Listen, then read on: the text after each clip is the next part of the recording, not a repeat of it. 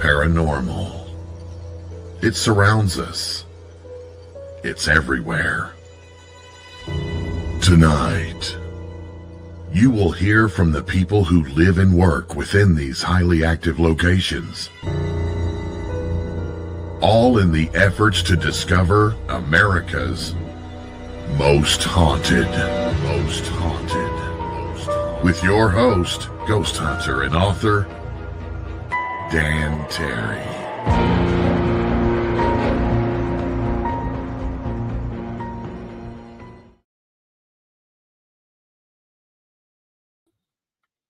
Good evening, boys and ghouls. I am Dan Terry, your ghost host with the most haunted, and got another guest here that we've never had before, and I just chatting with him before the show, and it's really awesome.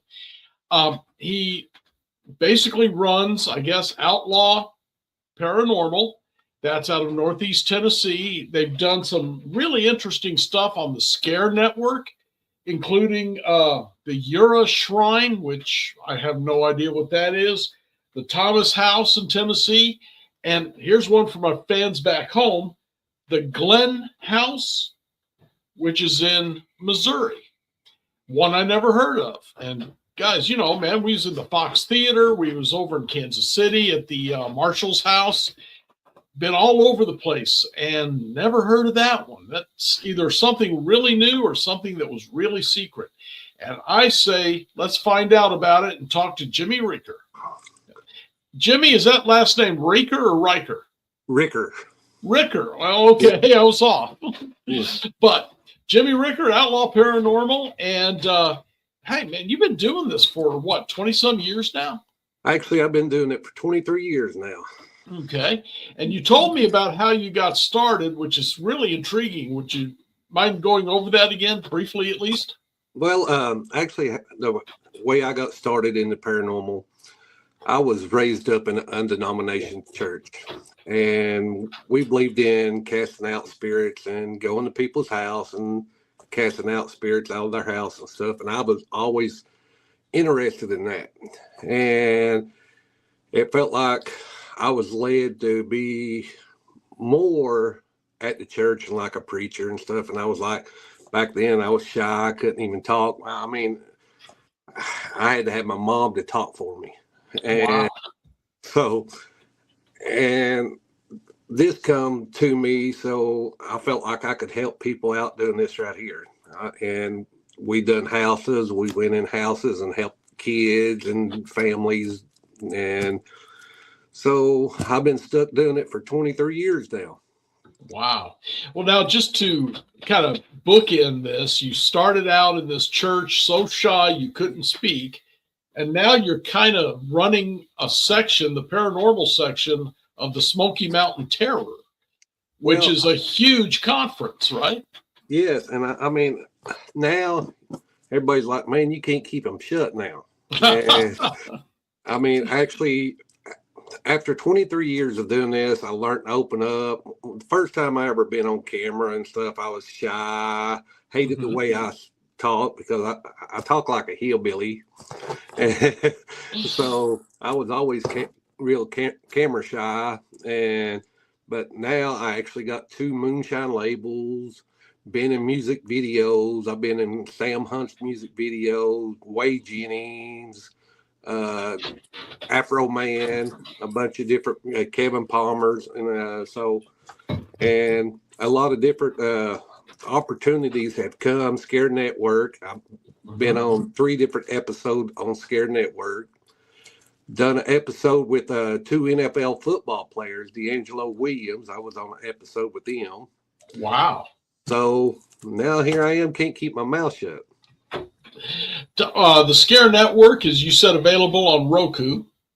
Roku, any streaming app devices you got, Scare Network TV. And the Glen House was released a couple months ago. And when we done that, that was a very interesting place that we done up in Missouri. And the people that let us come in up there at Glen House, I got to say thank them for letting us come in there and filming and spending time up there to the 2-3 days we was up there filming, I mean, it was nonstop. It was go, go, go, go, go. Well, can you tell me a little bit about the history of this house? Well, the house got the Mr. David, I believe it was Mr. David. I done the investigation and stuff, still don't know the history of it, because most time when I go in places, I go in blind. And Okay. And Kevin, my buddy Kevin Palmer, that's on our team, he knows more about the history and stuff. But David, he built it for one of his daughters, and there has been a bunch of numbers of death that happened in the house and around the house right there, because the house is right there on the Mississippi River. Okay. And so, I mean, there's a lot of history. And the first time I ever went up there, we actually went up there with Leland Chapman from Dog the Bounty Hunter. Okay. And we was waiting on to go in. The tour guide was telling us a little stories about it. And there was a little girl standing up top of the steps. And I looked up and I asked the tour guide, I said, "Is your daughter here with you?" And she said, "No, why?" I said, "There's a girl standing up on top of the steps." And I told her what she was wearing and everything. And she said, "That's Sarah." And Sarah was actually supposed to got pushed down the steps and died up there. Okay. So, but there's a lot of different history about the place. And I wish, like I said, I wish Kevin was on here so he could tell a lot better story about the Glenn house than what I could. What, can you tell the name of the town, or is it something they don't talk about? Yes, it's Cape Girardeau. Cape Girardeau. That's right. Yep. You did tell me that. Yeah. So Cape Girardeau, yeah, it is right on the Mississippi, and it's a little farther south from St. Louis. A lot of stuff goes on in that town. Yes, and we was actually in there doing an investigation, and it kept on talking about a killing, and it told us the address, and right down at the corner of the street there is the address, and there's been a lot of killings on the corner of that street right there. Okay. Do you know what kind? Shootings. Okay. Wow. But I mean, we was actually in there, and on the clip, on the video, we was in a room, and we asked whose room we was in, and it said David's room. Okay. David, the guy who built it? Yes.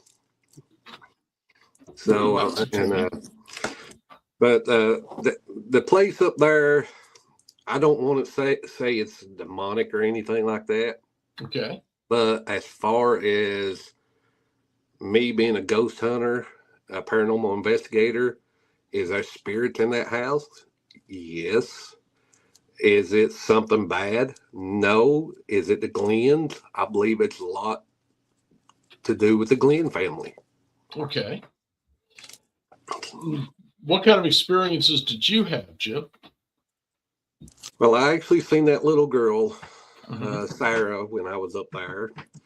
And we had like cold breeze come down our neck, my neck, like something was blowing on my neck. Okay. And got touched a couple different times while we was up there. And a lot of different noises. And we done a solo where each one of us took the camera and walked through the house while we was filming that up there. So I got one of them ICU boxes, and I put it on the top step, and I forgot that I put it up there, because we put it up there and we left and went to eat, come back, and then we done the walkthrough.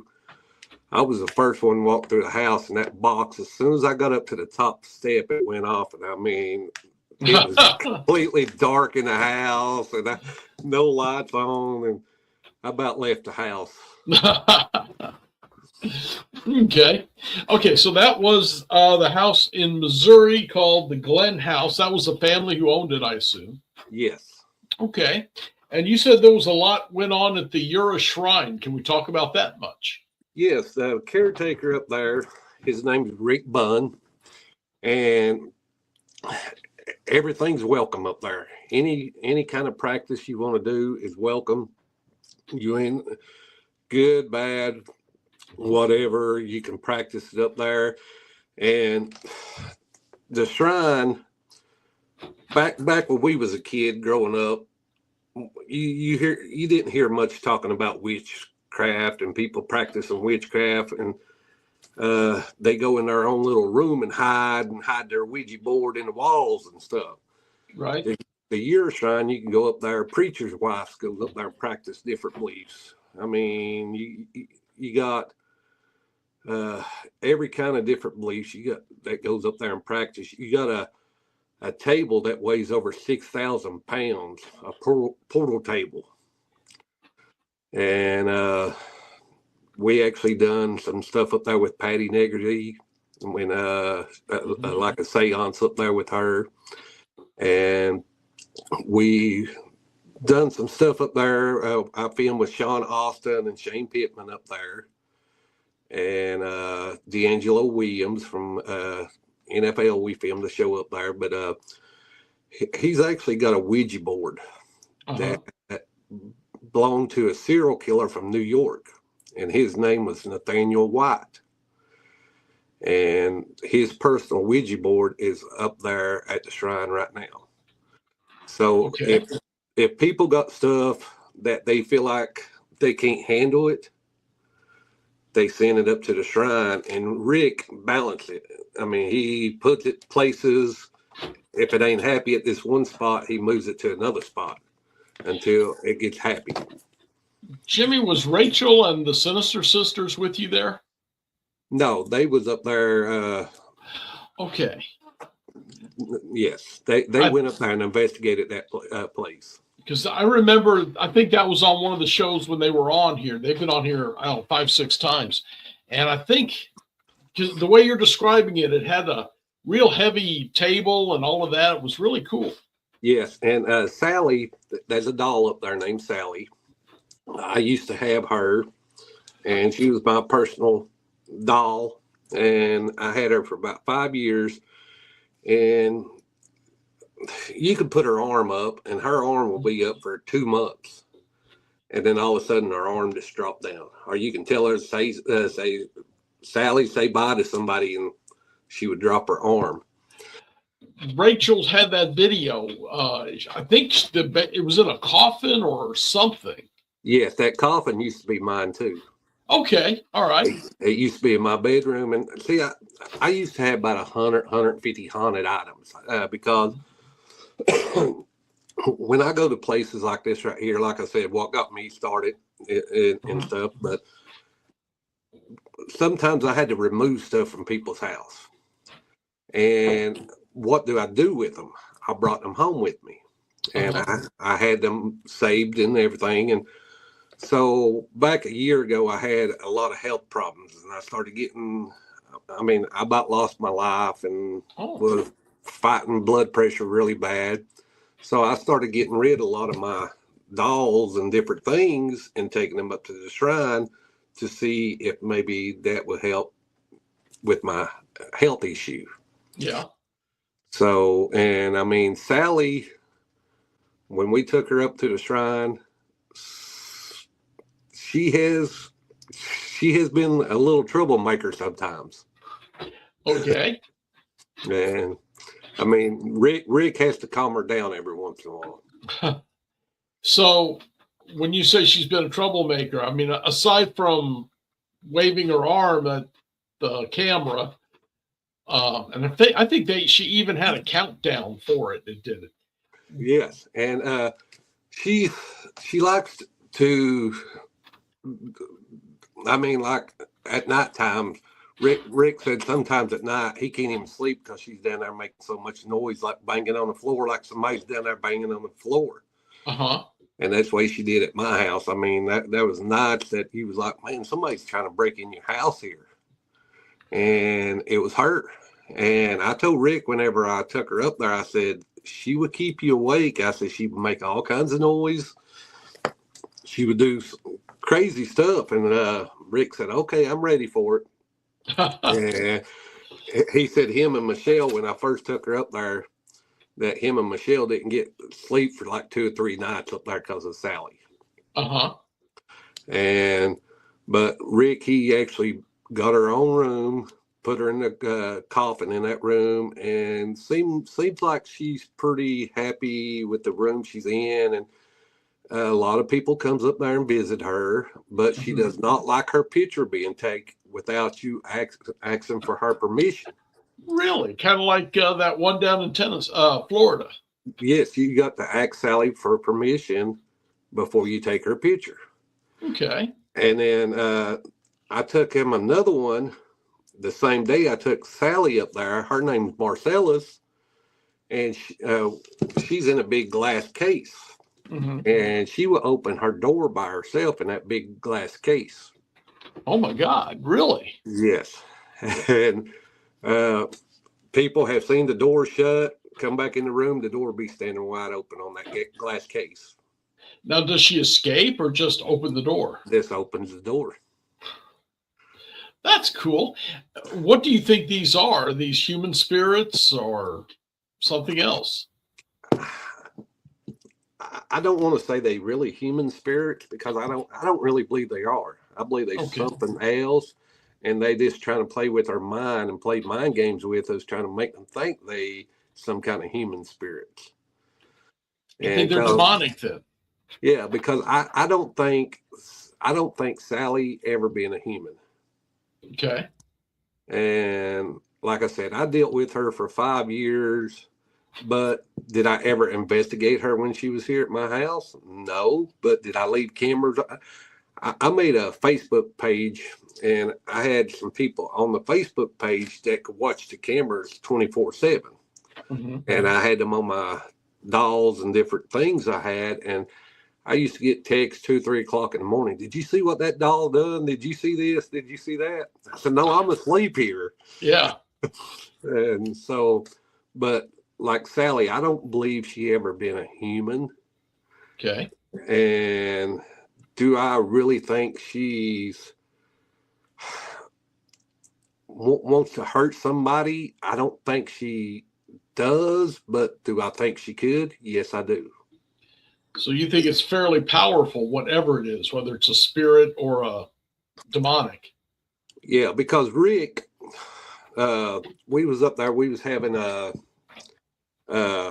event up at the shrine, and Sally knew we was having an event up there. The day of the event, I can't really say it was her, but she tried to do it here at my house once before. Me and Rick talked about it, but we actually believe she tried to burn down the shrine. And I don't know if it's because she was upset because a lot of people was coming in. And she wanted to be left alone at the time.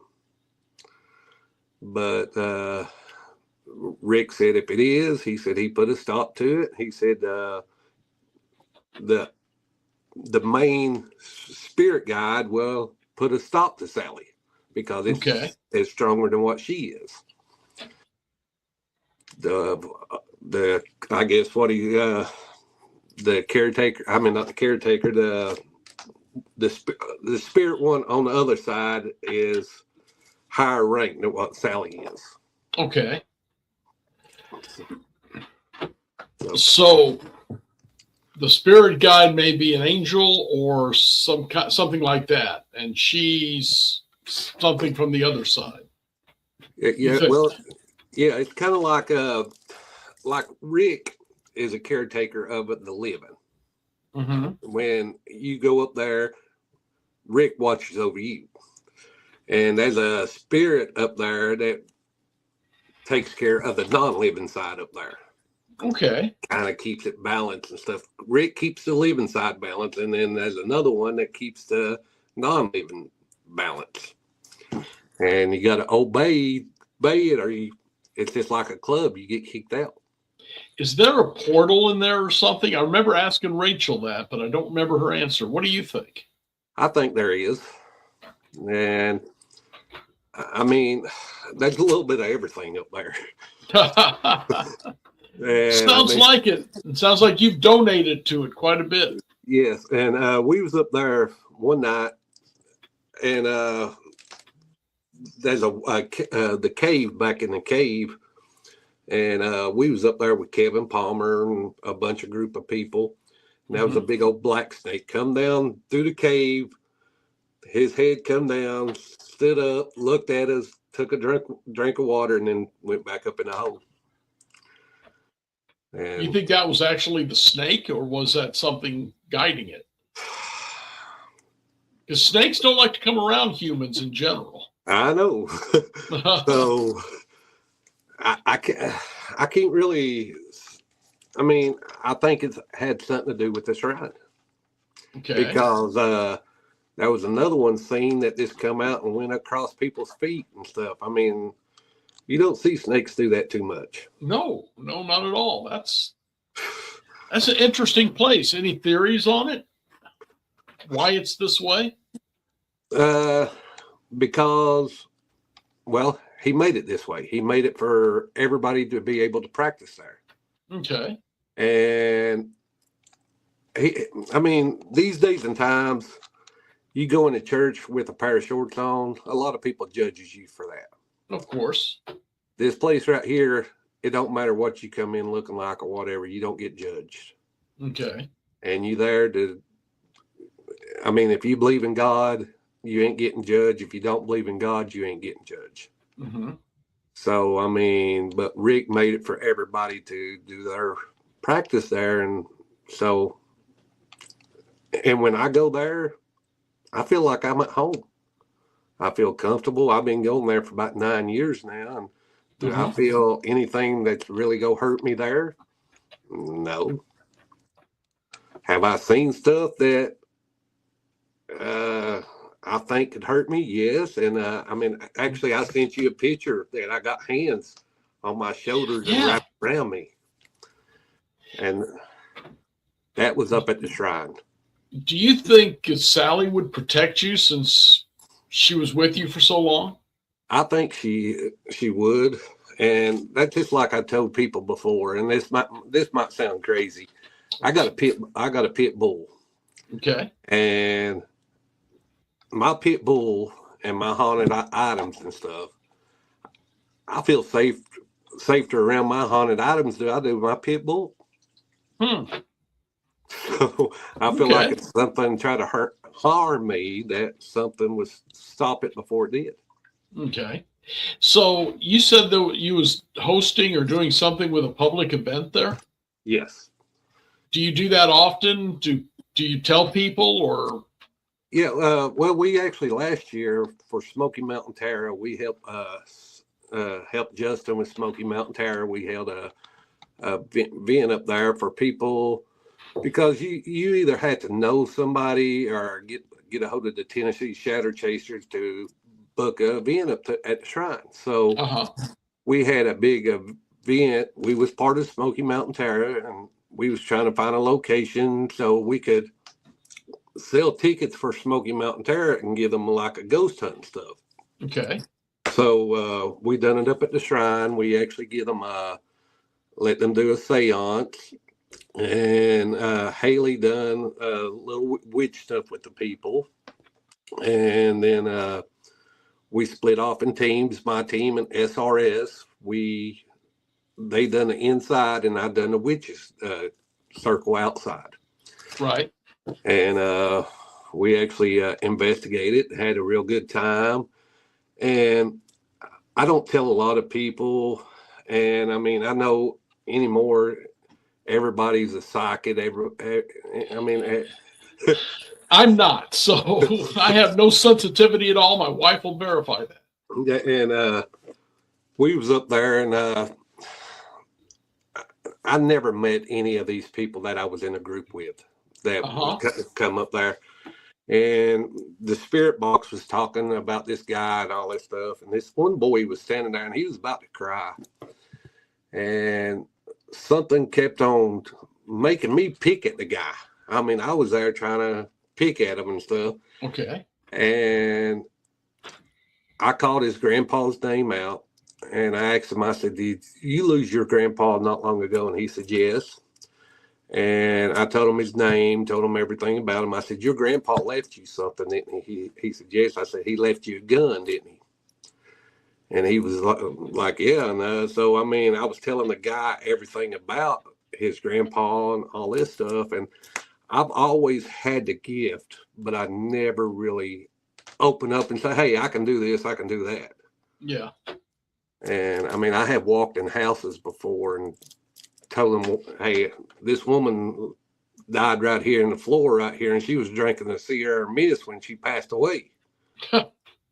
And so, but I mean, the shrine has helped a lot of people, has opened up to a lot of people, and a lot of people think it's a bad place. When you drive by the place, you look at it and you think it's some kind of Chinese restaurant. Really? And it's an amazing place, though. I mean, people can holler, oh, they bunch of demon possessed people up there and all this stuff. That's not true. That's what you get for digging the Bible Belt. Yes, exactly.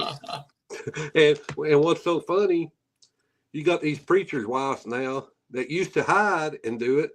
Now they coming up there and doing it. So it's just a place where they can practice the belief that they want to believe. Okay. Hey, Jimmy, I need to step away, run a couple of commercials, but would you hang loose and I'll be back in a couple of minutes? Yes.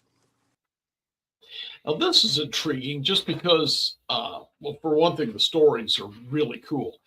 But the fact that I've talked to others who's been in this shrine, and apparently the doll that they sent me video of was his. It just kind of a circle. I would trust Rachel. I don't know Jimmy. I'm sure he's a fine man. He seems to be. But I know Rachel well enough that she was showing what she caught, which says Jimmy is right on top of things, man. It's kind of wild. Makes me kind of want to check out this shrine someday myself.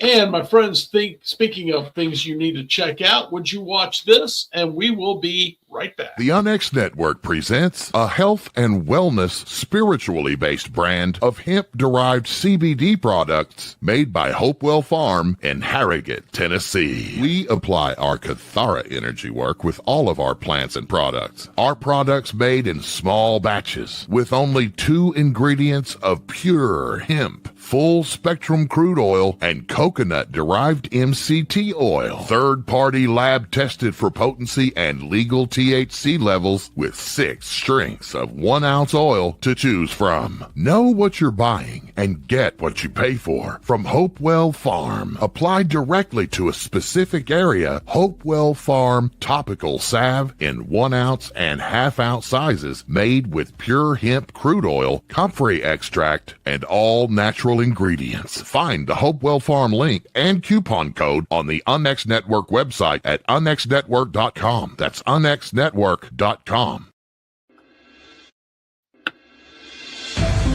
The new book, How to Research a Haunted House by paranormal investigator Margie Kay and professional researcher Violet Wisdom, is now available from Onyx Media. This one-of-a-kind book explains how to do research on a house with uncommon methods and resources used by historic home researchers, and how to determine who may be doing the haunting and why. How to research a haunted house can be used by homeowners, renters, investors, and it should be in the library of all professional paranormal investigators. Get this unique book at unxmedia.com or amazon.com. That's unxmedia.com or amazon.com. All right, friends, there's a lot we always talk about, especially at the end of the show, about joining the Onyx Network. And we've got so many new shows now coming on, a whole bunch of them. And over the next few weeks, I'll tell you more about that. But need to be checking it out. I'll tell you how to join up, or at least how to watch. You don't have to join to watch, but there's a lot of extras if you do. But let's get back to Outlaw Paranormal and Jimmy. I'm sorry, Ricker. Okay, I'm giving it a long eye for some reason. I guess because I watched too much Star Trek as a young man. All right, so we've talked about now the Shrine and the Glenn House. What about the Thomas House? When will that be available on the Billy with Scare Network, he said he's hoping to have it out this month. And so I'm anxious to see it myself, because when we done the Glen House,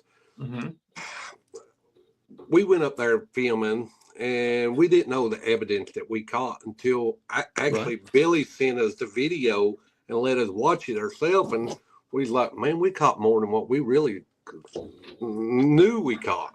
Okay. So we actually, the one for the Thomas House it's going to be very interesting, because we caught some stuff that, I know we did. And the Thomas House has been one of my favorites, and it's supposed to be like the second most haunted location in the United States. Wow. And I have been down there probably 75, 80 times myself. Okay. We do a lot of events down there, and it's like a bread and breakfast hotel. Okay. And you can go during the week and spend the night down there, and a lot of times have the hotel by yourself. And do you know much about the history of it? Yes. Why it's haunted? Well, actually, the location, it was they built a hotel there because Red Bowling Springs had a bunch of different springs on it. Okay. And they was bringing people there, saying the water helped them, and say like if they had some kind of stomach disease, the water supposed to fix the disease or whatever they was sick with. Okay. And that was a little girl named Sarah was brought there. The story was she was supposed to be brought there. She had like stomach cancer or something, and her family brought her there to drink the water, and she passed away at the hotel. And that's one of the spirits that's supposed to run the halls is little Sarah. Okay. Hey, can you hold on, Jimmy? I think Kevin's on if you're ready. Yes. Hey, Kevin. Hello. Hello, Kevin. That's creepy. Okay. Good voice for this, by the way. All right. We're just discussing the Thomas House, and Jimmy was telling us why it's so haunted. Yeah, and then you got Edward, the little boy that drowned in the swimming pool. And then you got the preacher that was out. There's a church that across from the Thomas House. They just tore it down. They were saying that the preacher was stealing money from the church and doing bad things to the little girls in the church, and they found him hanging in a tree out back from the church. Wow. Okay.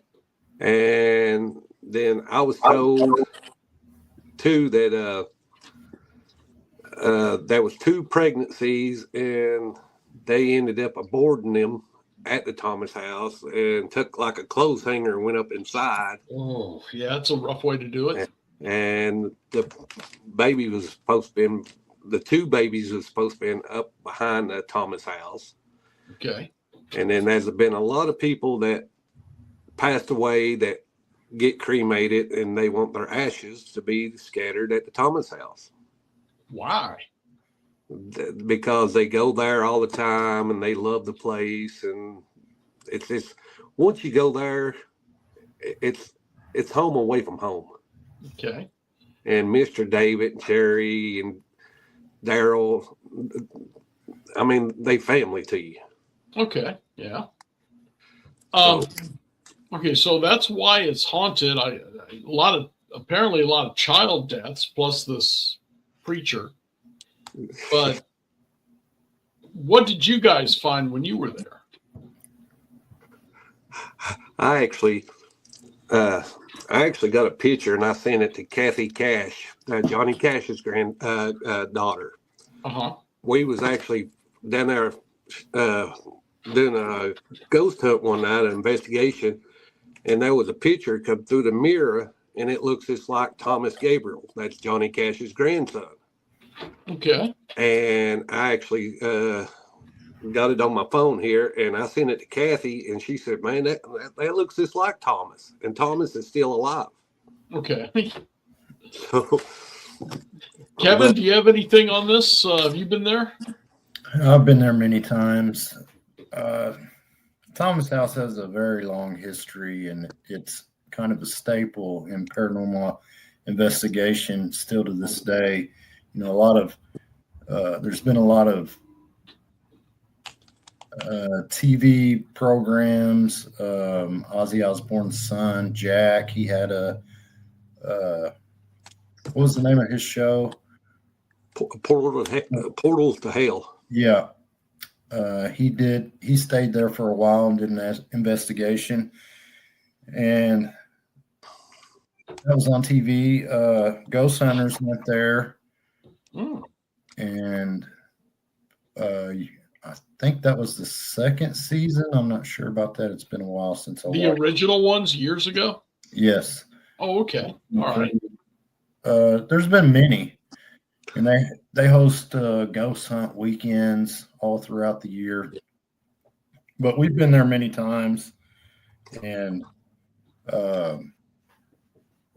you know, we love the family. They're like family to us, and they make you feel very welcome. They're very hospitable, and the house itself, it's like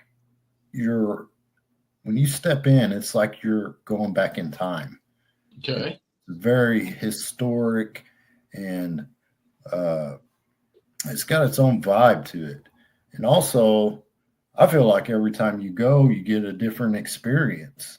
It may be more active one night. It may be calm the next. It may be, you know, you may have some crazy experiences there that you can't explain. And that's part of the allure of the place. I think there's so much history through the years since it was constructed. And I don't know if you mentioned this, Jimmy, but a cult occupied it for a while. No. No, I didn't talk about that. Go ahead and talk about that, Kevin. Yeah. Well, you know more about it than I do, but there was a time when I guess you would call that a religious institution bought the property, and they were living there, and they began to be seen by the community as a cult because they claimed that they held seances there and claimed that one of their elders could speak to the dead. And over time, they claimed that they would take advantage of people. Like, say you lost a loved one, they would get you in and convince you that they could speak to that loved one from the other side and slowly start using that to manipulate you and get your money. Okay. So eventually, I think the town began to grow tired of them and started to build up enough evidence against them that they were going to take action, and they vanished in the night. They just tucked tail and disappeared. Okay, so we don't know what was actually going on in that place when they were in there, other than ripping off some people. Well, they said that like the woman would get up in the middle of the table and they would cut her and do all kinds of different things to the woman on the table. Yeah, there's a room in there. We all refer to it as the seance room. I guess where they met, and because of these people met and conducted their seances in there. And I'm sure those are easier targets, you know, when you've got somebody grieving the loss of a loved one, you know, back in those days, especially, I'm sure you're trying to hang on to whatever hope you can grasp onto. Sure. But yeah, we've all experienced things. I think all of us that have been there regularly have had experiences. Okay. Is there any place aside from these three that you've done for the network that you want to talk about or that you've had some experiences in? Well, these three is the only ones we've done for the network. Right. And now Kevin's on the show. He can actually tell more about the Glen House. Yeah, Kevin, I was in Missouri for my first 57 years and had never heard of this place. Yeah, it's a very historic building.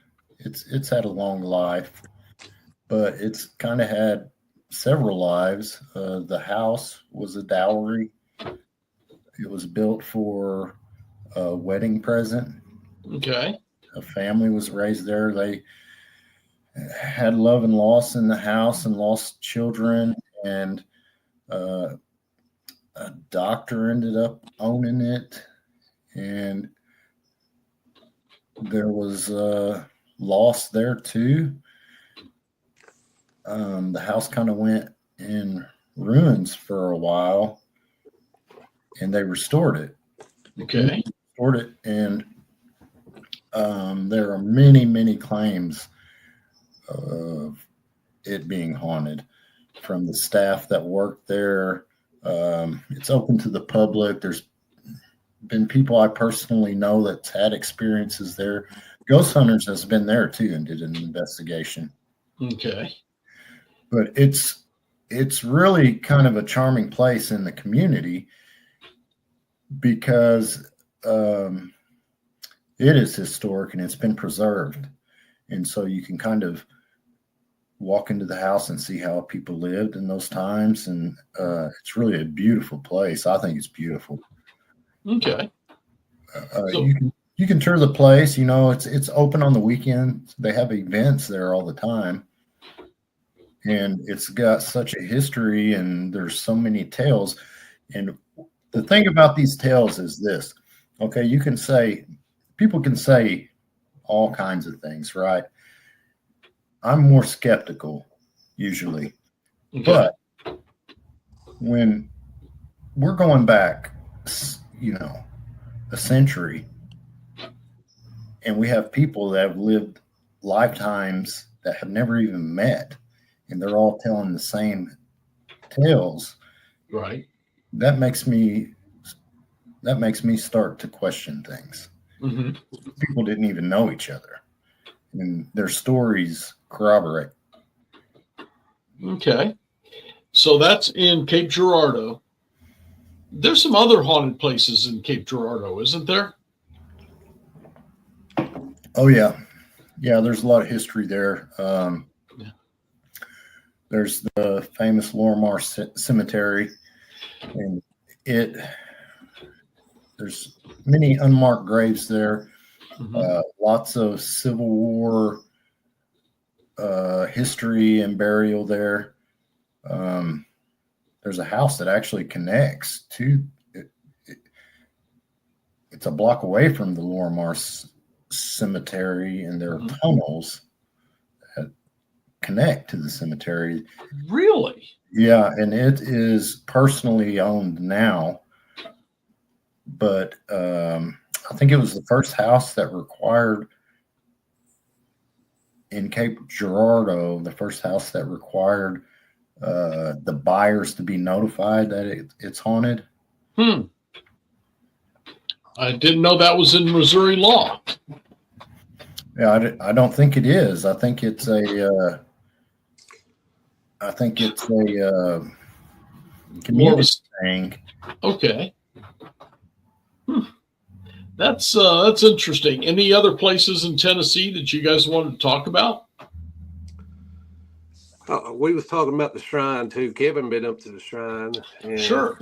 I was telling him that's a unique place up there up at the Euro Shrine. And we got an old jail down here in Greenville. It's the oldest jail in Tennessee. And it's don't cost nothing to get in. You can go in day, night, whatever.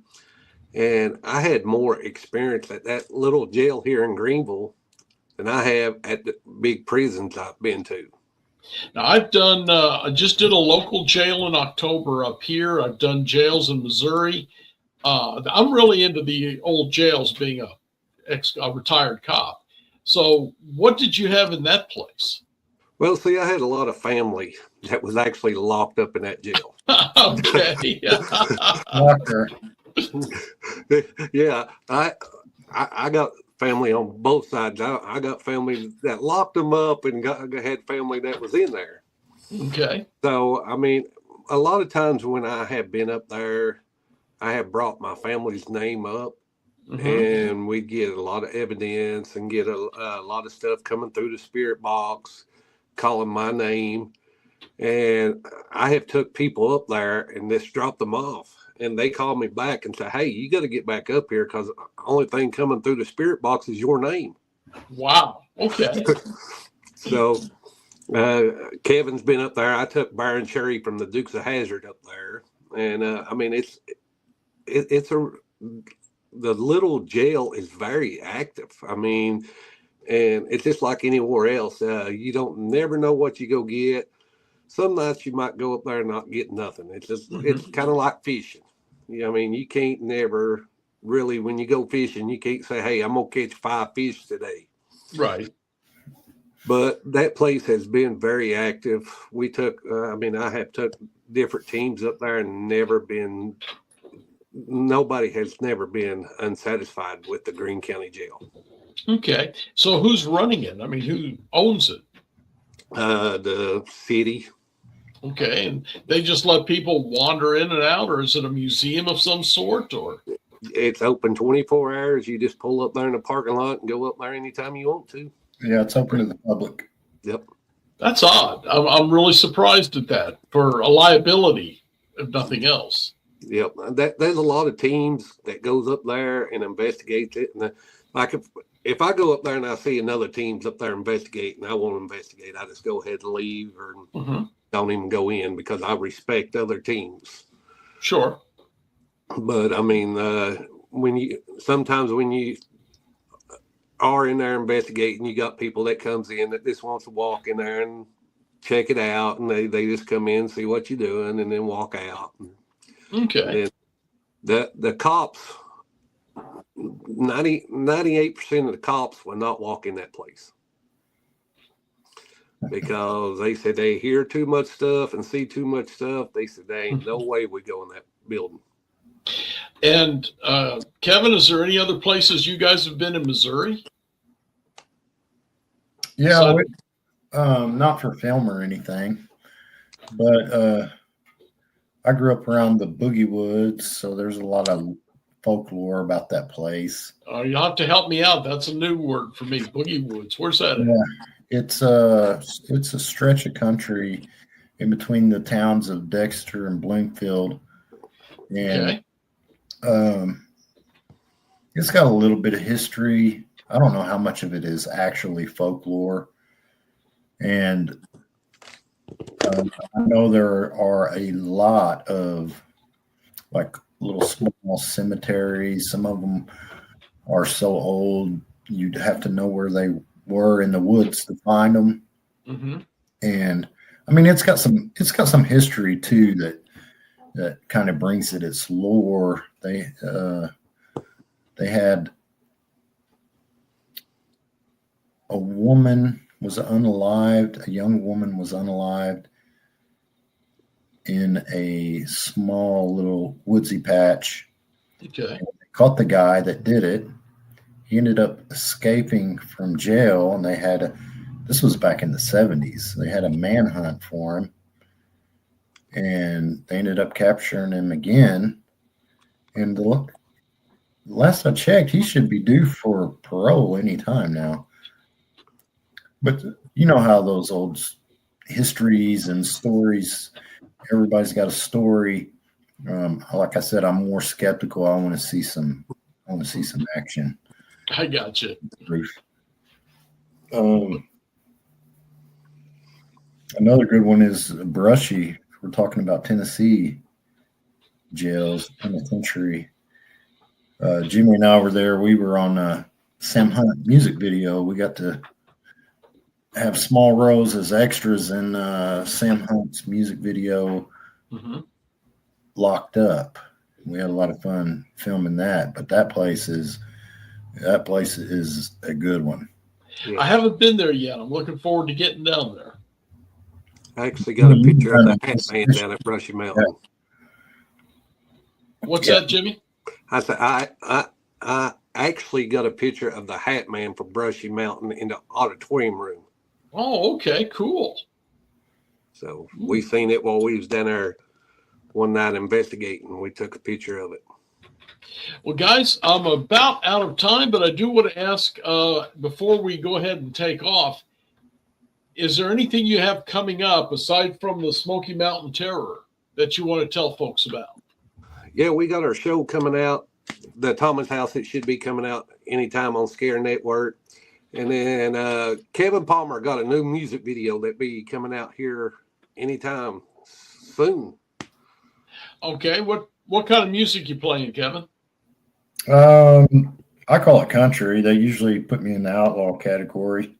But the song releases tomorrow. Actually, it'll be out on all major platforms: YouTube, Spotify, Apple Music. The song releases tomorrow, and the video should release in another couple of weeks. What is the name of the song? The name of the song is Laney Jones.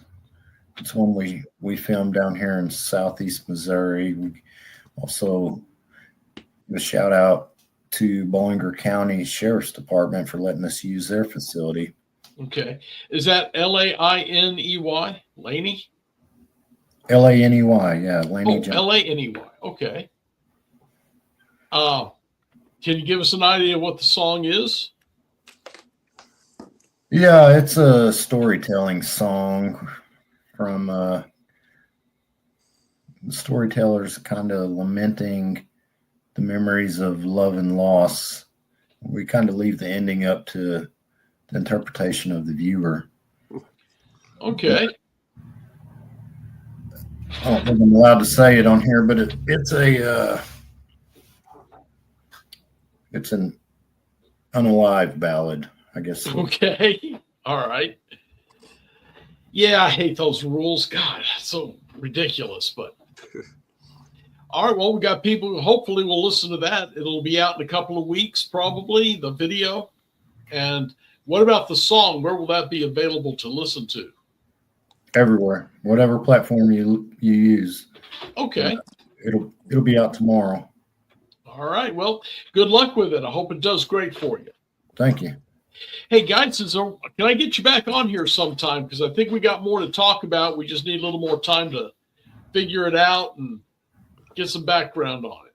Yeah, we'd love to be back on here, and I appreciate you reaching out to us. Oh, I'm glad to have you on here. I like what you're talking about. It's been really interesting. Hey, guys, I'm going to shoot off of here, but would you all hang out here for just a few minutes? I'll come back and make sure we get all this caught up. All right? Yeah. Yes, all right. Kevin, thanks for coming on. I wish you'd been here earlier, but we'll get you on. We'll do a better way next time. Yeah, thanks for having me.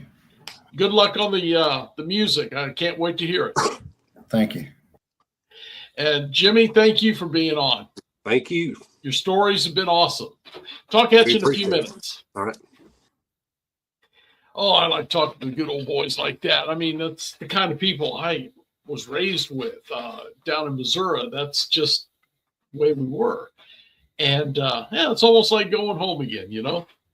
And there's places in Missouri apparently I didn't even know about, which is kind of wild too. I wonder if these guys would know anything about, where I was at, the Fox Theater in St. Louis, Herman, so many places.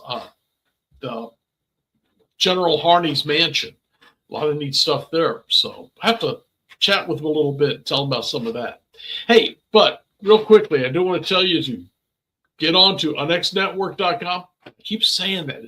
It is unxnetwork.com will get you there. We're the Unexplained Network now. But we got so much. If you join up, you can watch these videos, and we've got more shows coming, and I'll kind of give you more of an idea of what we got coming here in the next few weeks, as soon as we get a few more things nailed down. But my friends from Iron City Paranormal that I went with at the Blenner House, and one of them's been on the show. They've got a show on the Unexplained Network now. So that's one of the ones.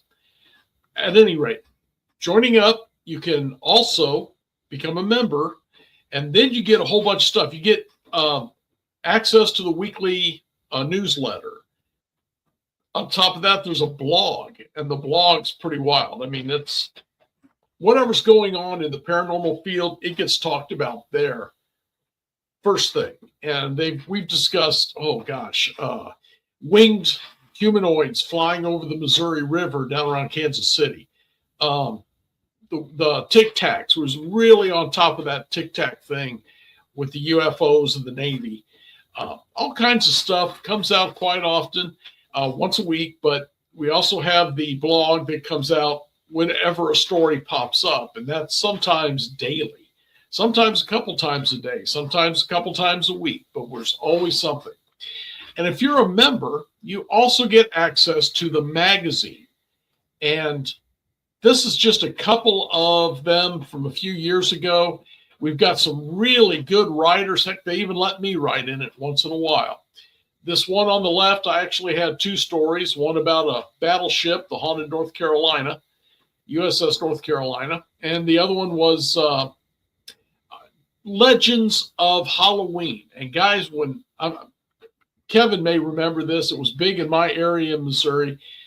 When I was a little kid, and I mean little as in 7th, 8th grade, every Halloween, the rumor would go around there was cults kidnapping blonde-haired, blue-eyed children, and there was people poisoning the candy and putting razor blades in the apples, and the police would warn us and all of that.